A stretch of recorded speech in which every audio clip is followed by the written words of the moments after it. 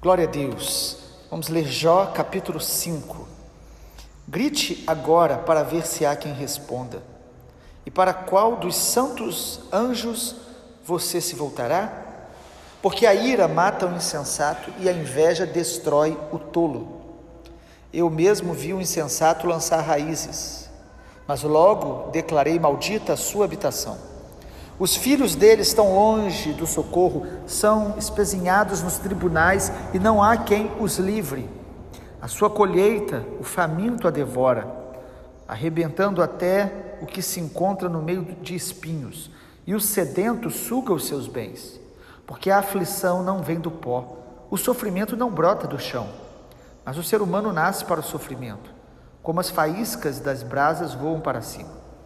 Quanto a mim, eu buscaria Deus, e a Ele entregaria minha causa. Deus faz coisas grandes e insondáveis, maravilhas que não se podem enumerar. Faz chover sobre a terra e envia águas sobre os campos. Põe os abatidos num lugar alto e conduz os enlutados a um lugar seguro. Deus frustra os planos dos astutos para que não possam realizar seus projetos. Ele apanha os sábios na sua própria astúcia, e o conselho dos que tramam não chega a vingar. De dia eles encontram as trevas e ao meio-dia andam tateando como se fosse noite. Porém, Deus salva da espada que lhe sai da boca, salva os necessitados das mãos dos poderosos. Assim, há esperança para os pobres e a iniquidade tapa a sua própria boca. Bem-aventurado é aquele a quem Deus disciplina. Portanto, não despreze a disciplina do Todo-Poderoso, porque Ele faz a ferida e Ele mesmo a faz sarar. Ele fere e as suas mãos curam. De 6 angústias Ele o livrará, e na 7ª o mal não tocará em você. Na fome Ele livrará você da morte, na guerra do poder da espada. Você estará abrigado do açoite da língua. Quando vier a destruição, não ficará com medo. Da destruição e da fome você dará risada, e dos animais da terra não terá medo. Porque com as pedras do campo você fará aliança, e os animais selvagens viverão em paz com você. Saberá que a sua tenda está em paz, percorrerá as suas posses e não achará falta de nada. Saberá que a sua descendência se multiplicará e que a sua posteridade será como a erva da terra. Em robusta velhice você descerá à sepultura, como se recolhe o feixe de trigo no tempo certo. Veja bem, isto é o que investigamos, e assim é. Ouça e medite nisso para o seu bem. Capítulo 5, nós temos aí a segunda fala de Elifaz. E nós temos entendido claramente que Elifaz era um amigo de Jó, solidário, se aproximou. Ele era um sábio, palavras que ele fala aqui são verdadeiras, mas como conselheiro ele falha no sentido de que, mesmo usando verdades de Deus, ele não demonstra compaixão de Deus. E aí ele mistura verdades de Deus com acusação, e isto é um ensinamento para nós quando vamos aconselhar alguém. Nós vamos pedir a Deus sempre sabedoria, porque mesmo verdades, elas podem ser usadas sem amor, sem compaixão, fora do contexto. Precisamos ter prudência e compaixão quando nós vamos aconselhar, e conhecimento de Deus. É certo que Elifaz tinha um conhecimento muito parcial. O livro de Jó fala do tempo dos patriarcas, então o conhecimento que eles tinham de Deus, da verdade eterna, da revelação de Deus era limitado. E nós devemos aprender, tanto com algumas verdades que ele fala, como com o perigo de usar as verdades de Deus sem compaixão ou fora de um contexto. E aqui nós percebemos então 3 erros em Elifaz que a gente gostaria de destacar no capítulo 5. Primeiro, ele fala verdades de Deus, mas misturada com enganos, com misticismo. Versículo 1, ele diz: grite agora. Ele está aí incentivando Jó a orar, a clamar. E ele diz, para ver se há alguém que responda. E aí ele diz uma coisa gravíssima, ele fala: E para qual dos santos anjos você se voltará? Então ele tinha uma crença muito errada de que nós devemos orar para anjos. Quantas pessoas acham isso? A Bíblia nos diz que toda oração deve ser a Yahvé, o único Deus, o Pai, em nome, através de Jesus. Porque Deus é único e verdadeiro, e Ele responde à oração por causa do seu Filho Jesus, por causa do sacrifício de Jesus, da santidade de Jesus, do sangue de Jesus que foi derramado por nós.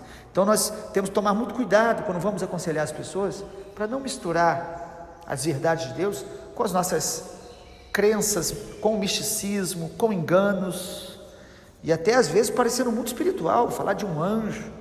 Lá em Colossenses, no Novo Testamento, fala de pessoas que elas cultuavam anjos e se baseavam, a sua vida era baseada em experiências místicas, em visões, e Paulo diz que isso é carnalidade. Deus é um Deus sobrenatural, Deus envia anjos, mas a oração é ao Senhor, e o Senhor envia anjos, sim, para nos guardar, para nos proteger. E quantas vezes na Bíblia, e ainda hoje, o Senhor trabalha através dos anjos, mas o Senhor é o único que deve ser adorado, invocado, e só o Senhor responde orações. O segundo perigo aqui que a gente aprende aqui, o erro aqui ele faz, tentando aconselhar Jó, é quando ele usa verdades de Deus fora da realidade de Jó. Algumas verdades de Deus que nós falamos, ela pode estar sendo usada fora de uma realidade, da singularidade de cada pessoa. A Bíblia diz que até a palavra boa, ela precisa ser dada no tempo oportuno. Então nós precisamos ter esse discernimento. Olha o que ele fala sobre Jó, no capítulo 5, versículo 3. Eu mesmo vi um insensato lançar raízes, e logo declarei maldita a sua habitação. Os filhos dele estão longe do socorro, são espezinhados nos tribunais, e não há quem os livre. Ele está falando aqui, irmãos, de uma verdade que o insensato, ele vai sofrer, e os filhos têm consequências. Mas olha, ele está falando isso fora da realidade que Jó estava vivendo. Jó perdeu filhos, bens, saúde, mas a realidade de Jó era de um homem íntegro, de um homem reto. Então o conselho aqui de Elifaz tem uma verdade, mas usada fora da realidade de Jó, distante de quem ele era e do que ele estava passando realmente. Precisamos pedir muita sabedoria a Deus, para discernir quando nós estamos sofrendo, e quando pessoas perto da gente sofrem, discernir a verdade de Deus, mas dentro da realidade de cada pessoa, parar com compaixão, com amor, e o que a gente percebe que falta aqui no coração desse conselheiro, que até estava perto, mas não estava discernindo claramente a vontade de Deus. O que pautou aí o conselho de Elifaz, e também o próprio coração de Jó, foi o princípio da semeadura, que é um princípio bíblico, verdadeiro. A Bíblia diz, de Deus não se zomba, que o homem plantar ele colherá. Porém, Jó e os amigos dele usam este princípio isolado de outros princípios que precisam ser compreendidos de uma maneira integral. Quando você pega apenas um princípio bíblico e se move só nele, você vai cometer muitos equívocos, porque o que ele faz, deixando claro aqui, é o seguinte: Jó, você está sofrendo? Não posso fazer nada, é a lei da semeadura. Olha só o versículo número 5: a sua colheita o faminto devora, arrebatando até o que se encontra no meio dos espinhos. Ou seja, ele está falando, as perdas do insensato é fruto da sua própria semeadura. Versículo 6, a aflição não vem do pó, o sofrimento não brota do chão. Ele está mostrando aqui que não foi por acaso. Perceba uma coisa: se olharmos para a vida somente pela lei da semeadura, nós nunca vamos entender por que os maus, os homens perversos, aparentemente prosperam, e muitas vezes aquilo que a gente considera tragédia não alcança a vida deles. Quantas pessoas que não creem em Jesus, zombam de Deus, são perversos, e tem saúde, tem riqueza, E se olharmos então a vida dessas pessoas só pela lei da semeadura, nós vamos entrar em crise existencial, espiritual, teológica, como quantas vezes na Bíblia isso aparece. O Salmo 73 é muito claro. Asaf, um homem de Deus, fica em crise, porque ele olha os ímpios prosperando e ele olha para ele debaixo da disciplina de Deus, das provações que Deus permite, e ele diz que quase os seus pés resvalaram. Mas aí ele viu o fim deles, ele viu que ele, Asaf, servo de Deus, ele conhecia Deus, ele andava com Deus, havia princípios muito maiores por trás do princípio da semeadura. Nós precisamos enxergar a nossa vida, irmãos, debaixo do princípio da soberania de Deus, do amor de Deus, do propósito eterno de Deus, de nos aperfeiçoar como filhos, e Deus usa todas as coisas para o bem daqueles que o amam. Há muitos princípios maiores que interagem com o princípio da semeadura, que também é verdadeiro, mas que não pode ser isolado dos demais. O terceiro erro aí nos conselhos de Elifaz, aí no momento de dor, de sofrimento, no processo que Jó estava passando, é que Elifaz usa verdades distorcidas que se tornaram acusação contra Jó. Então tem pessoas que elas usam a palavra de Deus para acusar outros, para atingir a outros. Elas observam a vida das pessoas e ficam lembrando de texto bíblico, mas usam de maneira acusatória. Sabe, irmãos, a gente vê isso o tempo todo aqui no conselho, não só de Elifaz, também depois vamos ver nos outros amigos de Jó. Olha o versículo 8: quanto a mim, eu buscaria Deus e a Ele entregaria a minha causa. Ele está dizendo, se eu fosse você, eu estaria orando, entregando ao Senhor. E parece até algo interessante como conselho, mas o contexto mostra que Elifaz estava acusando Jó, tipo, você não está buscando a Deus, eu buscaria. Versículo 9: Deus faz grandes coisas, insondáveis maravilhas que não se podem enumerar. Olha que verdade maravilhosa, irmãos. O que ele está falando que é real. Deus faz chover sobre a terra, Ele abençoa, Ele levanta os frágeis. Versículo 11: Ele põe os abatidos no lugar alto. Então ele está falando verdades maravilhosas, mas Jó, no meio do sofrimento, o que ele está dizendo é o seguinte: eu estaria buscando a Deus, porque Deus é muito bom, Ele mudaria a minha sorte, a minha vida. Ele usa a verdade de Deus maravilhosa, mas de forma acusatória. O inimigo muitas vezes faz isso. Uma das coisas que o diabo quer é que a gente acredite que servir a Deus, ser fiel, vai nos livrar do sofrimento. Por que o diabo quer isso? Porque quando o sofrimento vem, nós vamos duvidar, questionar. Por que Deus permitiu isso?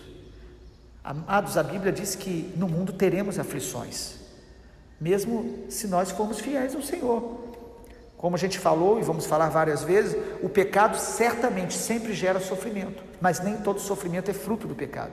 E Jó é um exemplo claro disso. Jó não estava sofrendo por causa de pecado, ele era reto, justo e íntegro. Agora, no meio do sofrimento, certamente, ele pecou, ele se equivocou, porque Deus estava também aperfeiçoando, santificando Jó, que já era um homem reto, mas Jó ainda não era um homem maduro. Olhando para Jó, ele não era um bebê espiritual, mas ele era um adolescente, e ele se achava muito maduro, porque ele era realmente fiel dentro da luz que ele conhecia. Mas o Senhor queria acrescentar luz, revelação, intimidade, e Deus queria se manifestar de uma maneira maior ainda na vida dele e aperfeiçoá-lo, para que ele se tornasse um homem maduro espiritualmente, como o apóstolo Paulo se tornou. Mas nós temos Jó, que é a maior poesia da Bíblia. Deus está falando aqui todo de forma poética, que nos ensina que o processo de Deus na vida dos seus filhos. Então, verdades distorcidas, temos que tomar muito cuidado para não usar como acusação sobre a vida das pessoas.